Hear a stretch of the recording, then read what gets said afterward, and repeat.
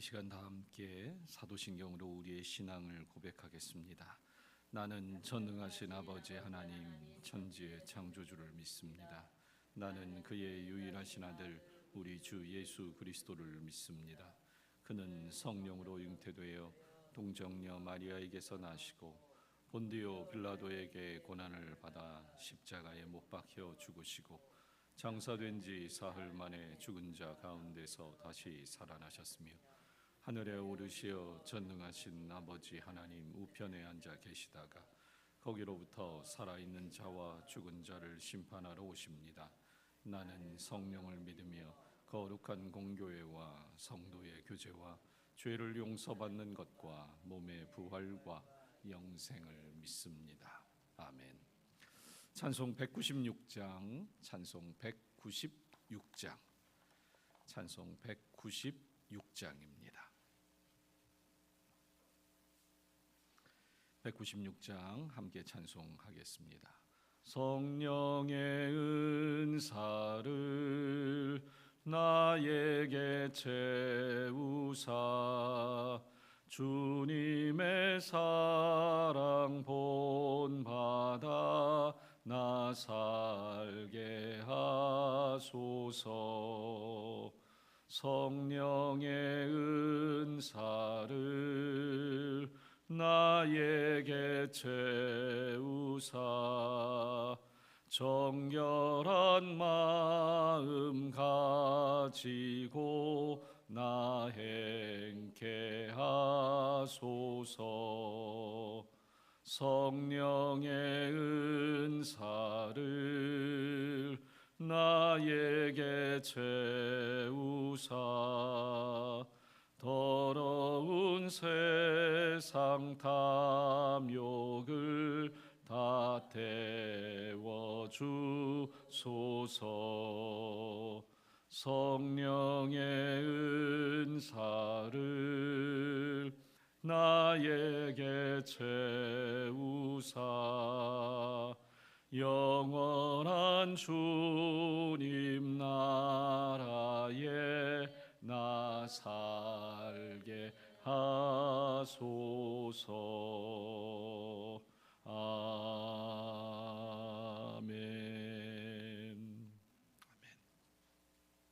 오늘 함께 보실 말씀은 사도행전 2장 5절부터 13절까지의 본문입니다. 사도행전 2장 5절부터 13절까지 5절부터 13절까지 한 절씩 번갈아 읽고 마지막 절 함께 읽도록 하겠습니다. 그때 경건한 유대인들이 천하 각국으로부터 와서 예루살렘에 머물러 있더니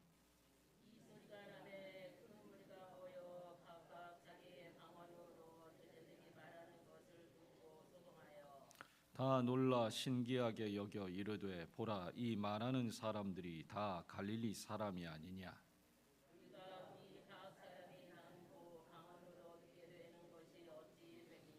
우리는 바데인과 메데인과 엘람인과 또 메소보다미아 유대와 갑바도기아 본도와 아시아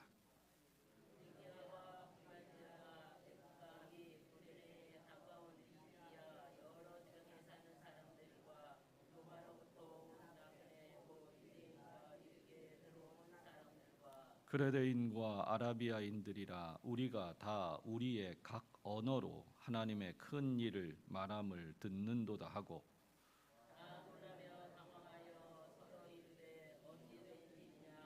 함께 봅니다. 또 어떤 이들은 조롱하여 이르되 그들이 새 술에 취하였다 하더라. 아멘. 이 아침 예물 드리신 분들 계십니다. 11조 조수자 권사님 감사, 김영분 권사님, 모건욱 성도님, 신지혜 청년, 모수완 어린이, 모채아 어린이, 이상현 청년, 신지은 청년, 이태연 청년, 신진아 청년, 추순희 권사님, 노기복 권사님, 정우철 성도님, 구경숙 권사님, 김은유 학생, 함경희 권사님, 최선용 권사님, 조수자 권사님, 조성관 청년, 김원덕 목사님, 박미리 사모님, 김남훈 집사님, 김지영 전도사님, 김성우 권사님, 김지우 청년, 김희연 권사님, 김희루 성도님, 박재홍 성도님, 또 우리 비전교회와 비전학교 건축을 위한 선교원금으로 우리 김명자 권사님 드리셨습니다. 오늘도 그 믿음대로 그리고 그 기도대로 오늘도 주께서 복 주시기를 축복합니다. 우리는 지금 바로 이 앞선 본문에서 성령께서 임하시는 그 장면을 조금 더 구체적으로 보았습니다. 즉 성령께서 처음 임하실 때 우리의 귀를 열어서 하늘의 소리, 전혀 들어보지 못했던, 아니 들을 수 없었던이라고 말하는 게 맞습니다. 우리가 전혀 귀 기울이지 않았고 전혀 들을 수 없었던 하늘의 소리를 듣게 하셨습니다. 또한 눈을 열어 불에 갈라지는 것 같이 임재하신 하나님의 역사를 보게 했고요. 또한 우리의 입을 열어 성령께서 시키시는 말, 성령의 지배로 가득한 우리들의 언어와 우리들의 삶이 되도록 그렇게 역사하셨다는 겁니다. 체험케 하셨다는 겁니다. 이런 체험을 통해 제자들은 자신들이 하나님의 사람이라는 것을 확신하게 되었을 겁니다. 여러분, 언제나 그리스도인은 분명히 내적인 확신과 외적인 확인이 필요합니다. 신앙인에게 이 두 요소, 확신과 확인은 반드시 필수적입니다. 나 혼자 예수 믿는다고 확신하는 것만으로도 부족하고요. 그리고 내가 확신하지 못한다면 다른 사람들이 그것을 확인하는 것도 불가할 겁니다. 그러나 나만 확신한다고 해서 그 신앙이 다른 사람들이 볼 때도 확인되는 게 아닙니다.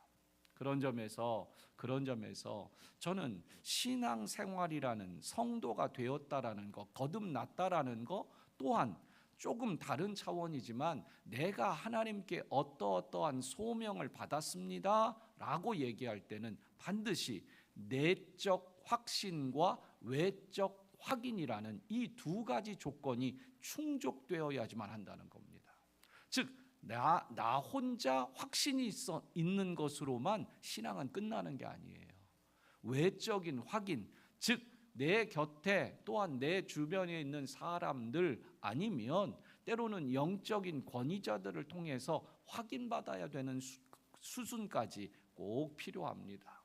그러므로 오늘도 우리는 이 제자들 속에서 이 성령이 그들에게 임하심으로 그들은 확신을 가졌을 게 분명합니다. 게다가 그들은 지금 새로운 언어들, 그 당시에 통용되고 있었던 그 많은 지역에 있었던, 지중해 연안에 있었던 수많은 지역의 각각 언어들로 말하기 시작했다는 겁니다.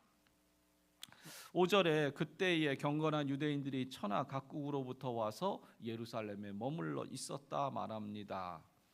이것은 당연히 오순절 절기에 이 세계 각국에 흩어져 살고 있었던 디아스포라 유대인들과 유대교로 개종한 자들이 예루살렘 성전 예배를 드리기 위해 모여 있었던 절기를 말합니다. 본문의 경건한 유대인은 통칭으로 하면 디아스포라 유대인들, 흩어져 사는 이들을 말합니다.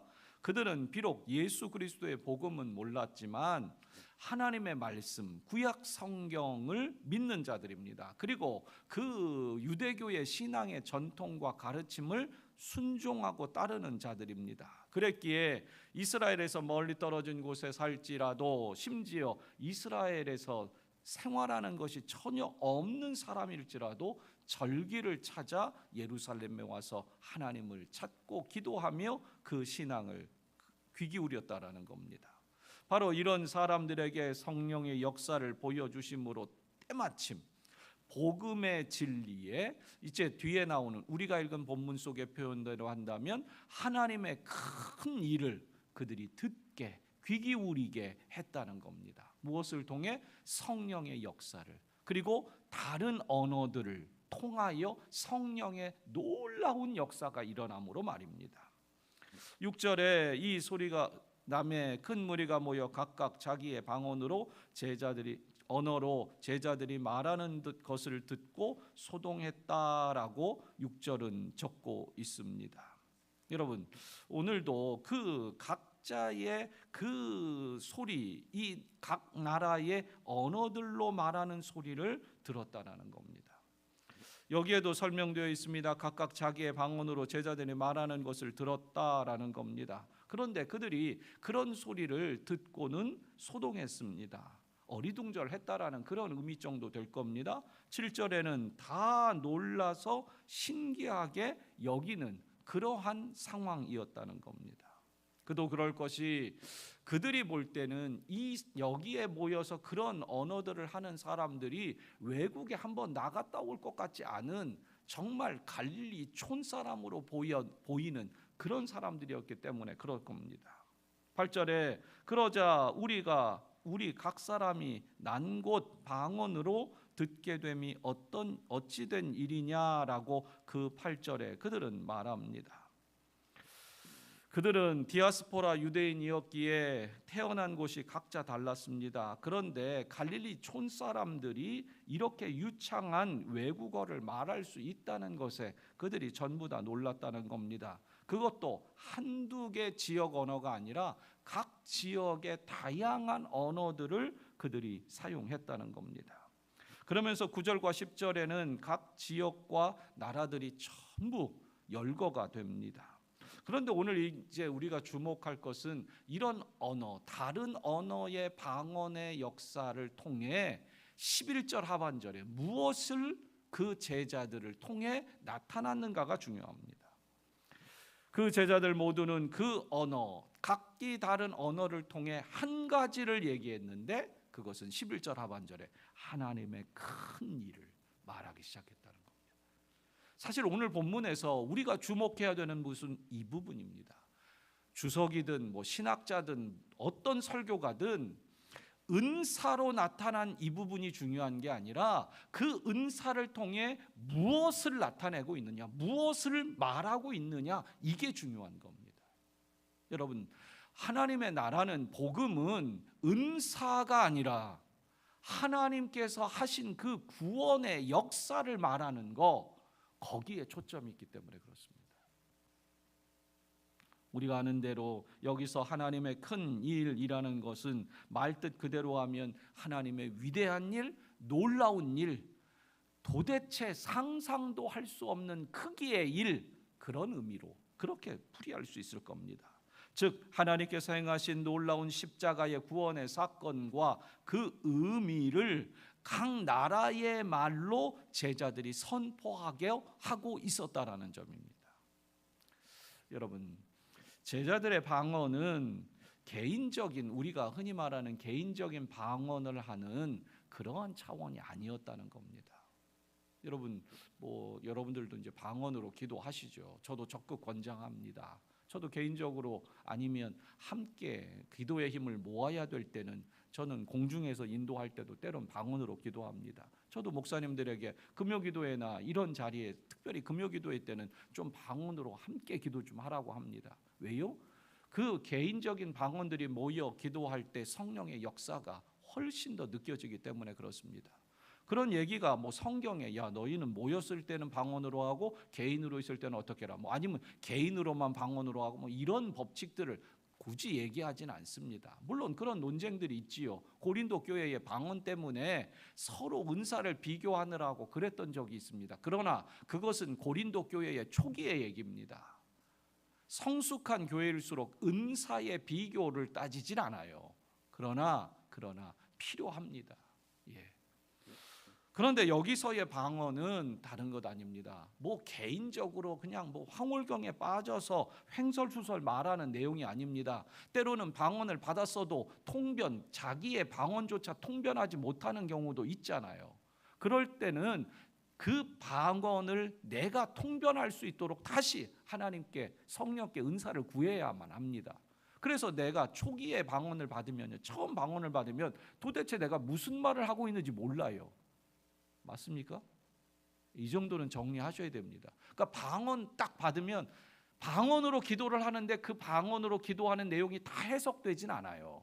그래서 다시 기도하죠. 하나님, 이 방언으로 기도하는 것을 내가 통역하게, 내가 스스로 알 수 있게 해달라고.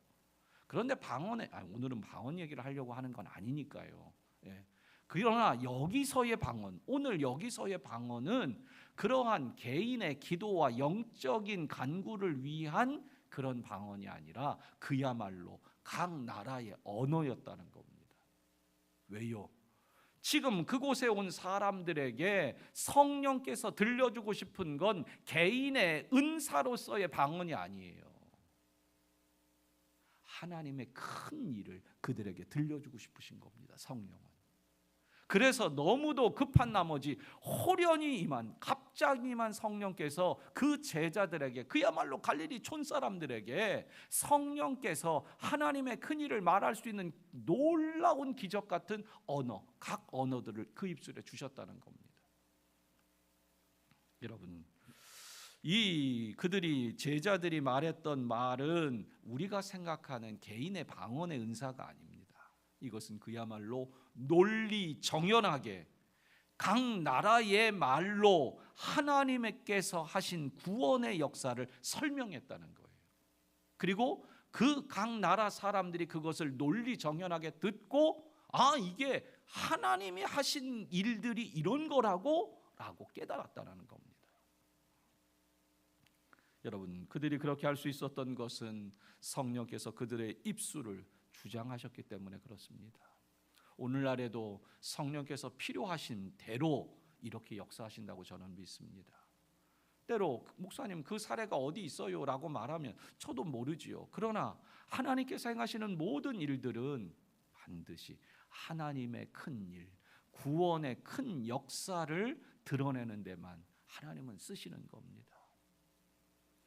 이렇게 하나님의 큰 일이 각 나라의, 각 지역의, 각 부족의 언어들로 그들에게 들려지자 그들이 그 내용을 듣고는 두 가지 반응을 보입니다. 12절에 다 놀라며 당황하여 서로 이르되 어찌 된 일이냐 하며, 또한 13절에 또 어떤 이들은 조롱하여 이르되 그들이 세술에 취하였다 하더라 라고 반응을 합니다.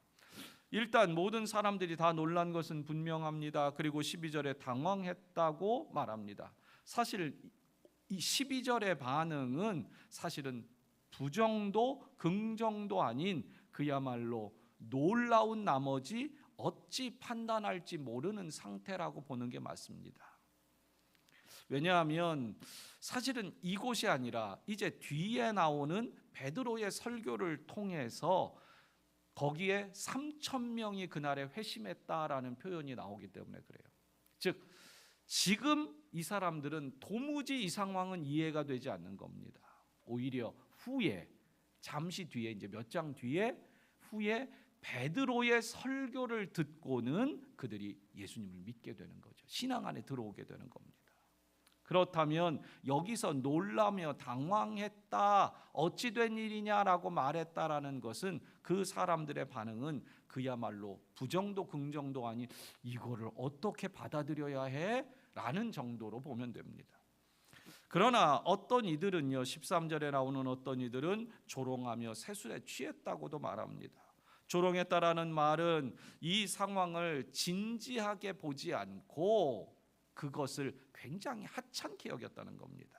그래서 세술에 취한 것 같다라고 말했는데, 이 세술이라는 말은 이제 막 발효되기 시작한 당도가 높은 포도주라고 그렇게 설명이 됩니다. 영어 성경도 달콤한 와인 이렇게 번역을 해놓았어요. 즉 이 세술이라는 게요, 새롭게 된 달콤한 포도주는요, 달달해서 빨리 먹게 되고 그리고 빨리 먹을수록 취기가 확 오른답니다. 즉 이 사람들이 새로운 술, 막 달콤해서 막 들이키는 바람에 정말 빨리 새술에 취했구나라고 그렇게 평가했다는 겁니다. 여러분, 오늘도 성령의 역사는 신비롭습니다.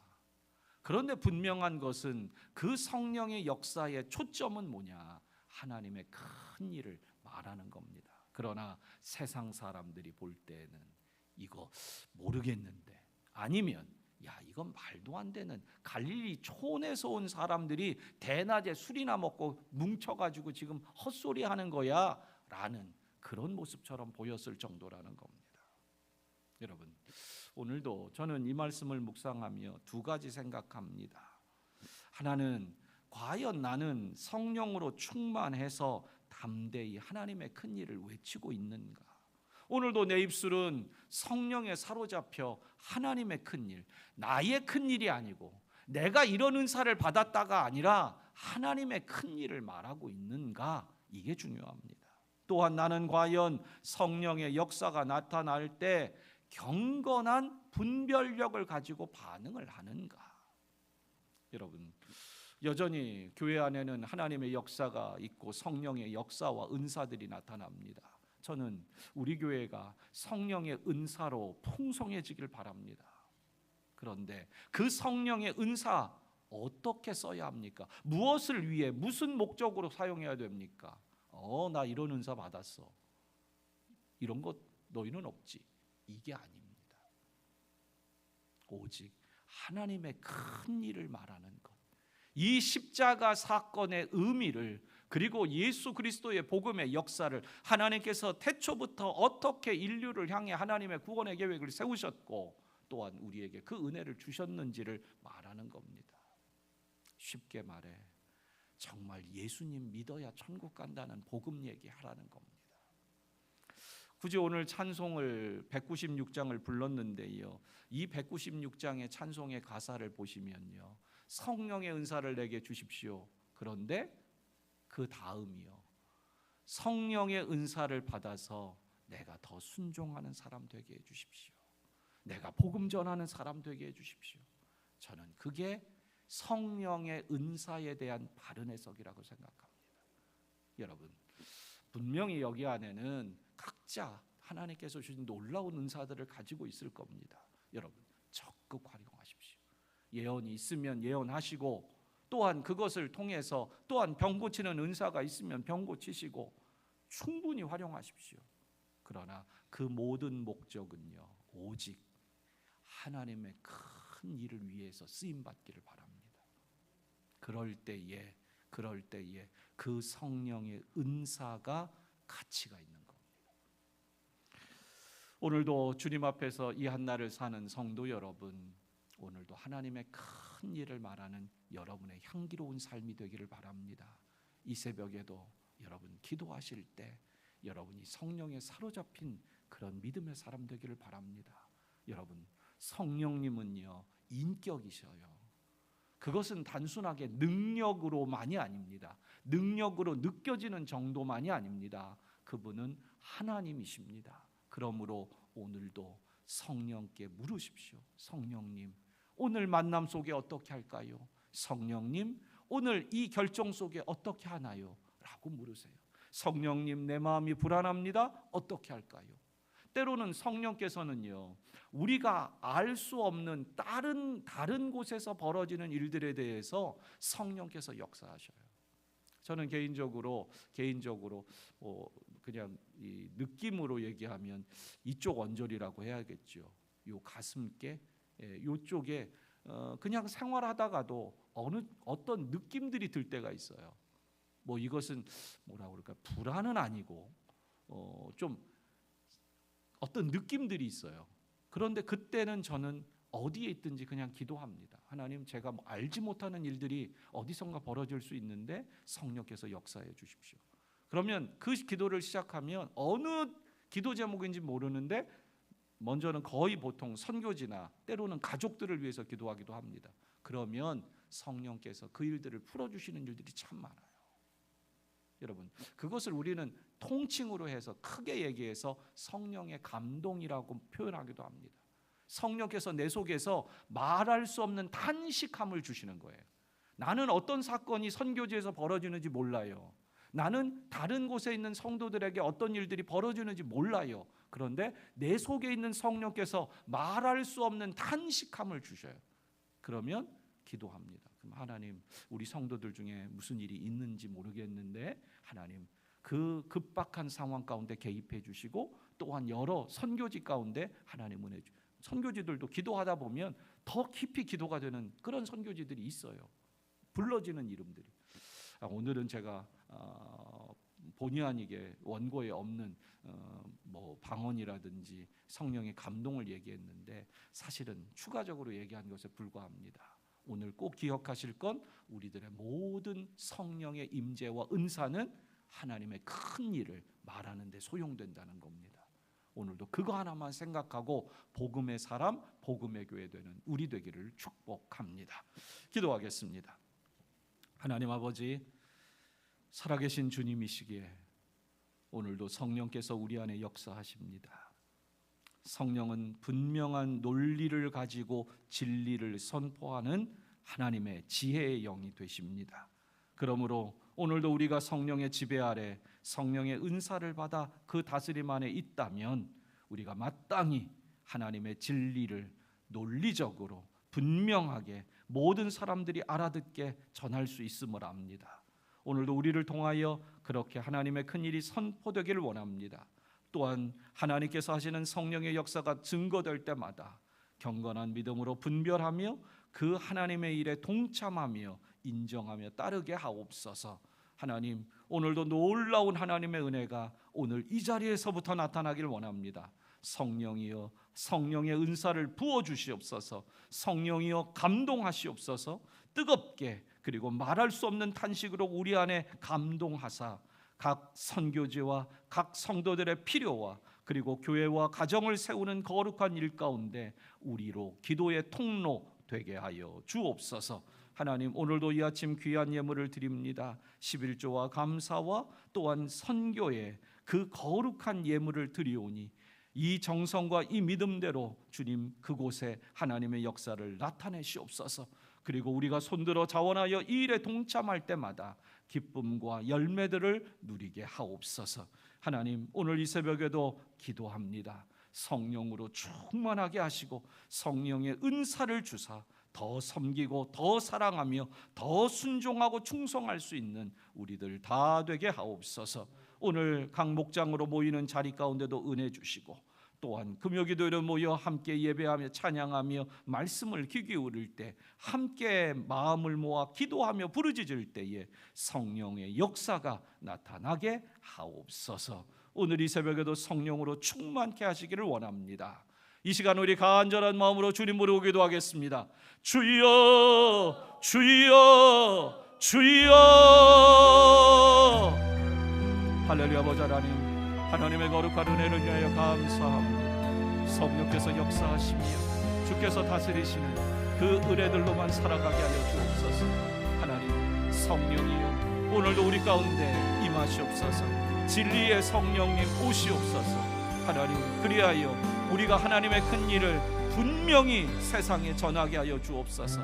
진리 안에 참된 논리를 가지게 하시고 하나님, 그 논리를 넘어서는 거룩한 뜻들을 우리로 선포케 하옵소서. 오늘도 우리가 주님의 말씀 가운데 서기를 원합니다.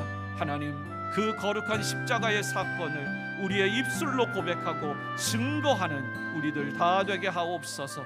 하나님, 오늘도 모든 성도들의 삶에 간섭하여 주시되 하나님, 고통 속에 부르짖을 때 응답하여 주시고 하나님이여, 불안함 가운데 기도할 때 평안함 주시고 여호와 하나님을 바라보며 믿음으로 간구하올 때에 그 모든 일들 가운데 형통의 은혜가 임하게 하옵소서.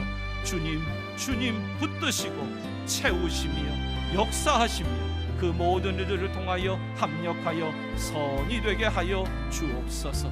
하나님, 성령의 은사로 성령의 역사로 오늘도 나타내 주옵소서. 할렐루야. 성령 임재하여 주옵소서.